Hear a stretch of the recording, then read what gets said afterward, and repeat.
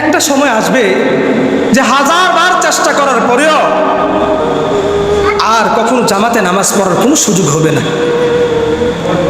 একটা সময় আসবে হাজারো চেষ্টা করলে একটা সেজদা করতে পারবো না।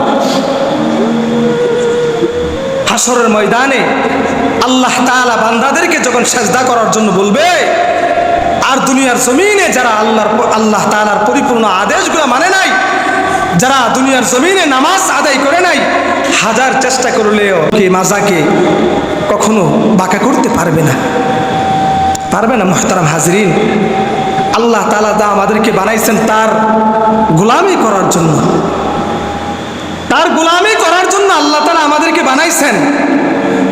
আর আমাদের গোলামি করার জন্য কুল কায়নাতকে আল্লাহ তাআলা সৃষ্টি করেছেন যে বান্দা তোমার জন্য অসংখ্য অগণিত মাখলুকাত আমি আল্লাহ তাআলা সৃষ্টি করছি তোমার খেদমতের জন্য, আর শুধুমাত্র কেবলমাত্র তোমাকে আমি সৃষ্টি করছি আমার ইবাদত করার জন্য।